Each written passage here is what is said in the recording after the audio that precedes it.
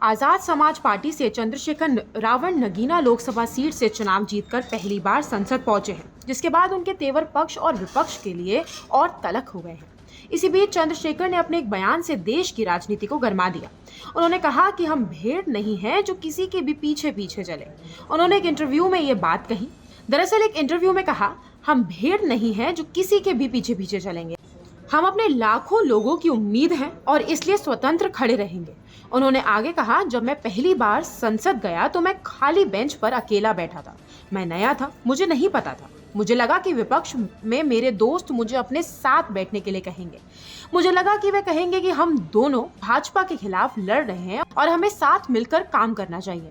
लेकिन 3 दिन वहां बैठने के बाद मुझे एहसास हुआ कि किसी को इस बात से कोई फर्क नहीं पड़ता कि चंद्रशेखर वहां कहां बैठे। जब चंद्रशेखर रावण से स्पीकर के चुनाव को लेकर सवाल किए गए तो इस पर उन्होंने कहा, जब स्पीकर का चुनाव आया तो कांग्रेस के एक वरिष्ठ नेता ने हमें फोन करके कहा कि मुझे उनकी मदद करनी चाहिए।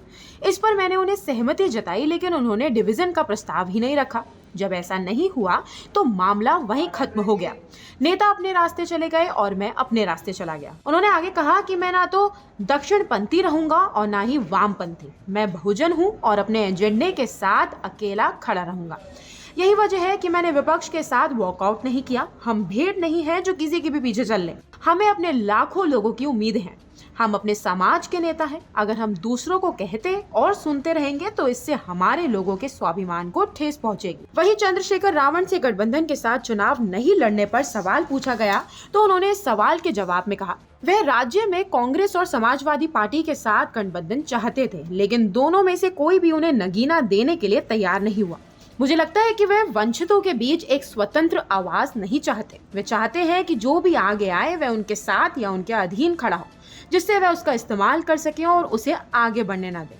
उन्होंने मुझसे किसी दूसरी सीट से या उनके चुनाव चिन्ह पर चुनाव लड़ने को कहा तो मैंने कहा कि मैं अपना निर्वाचन क्षेत्र नहीं छोड़ूंगा। चंद्रशेखर आजाद ने बीजेपी और आरएसएस को आड़े हाथ लेते हुए कहा, 2014 से ही दलितों को ये डर था कि संविधान बदल दिया जाएगा। उन्होंने कहा कि ये बीजेपी कार्यकर्ताओं और उसके थिंक टैंक आरएसएस की लॉन्ग टर्म योजना रही है। वे आज कुछ भी कह सकते हैं, लेकिन वे कभी भी संविधान के समर्थन में नहीं थे।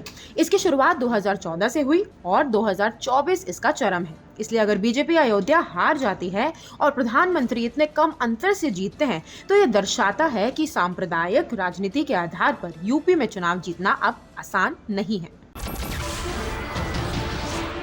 नमस्कार, मैं हूं मानक गुप्ता। अगर आपको हमारा ये वीडियो पसंद आया हो तो इसे लाइक और शेयर जरूर करें और हाँ, हमें सब्सक्राइब और फॉलो करना ना भूलें ताकि आप देश और दुनिया की कोई खबर मिस ना करें। तो जुड़े रहिए हमारे साथ और देखते रहिए न्यूज़ 24।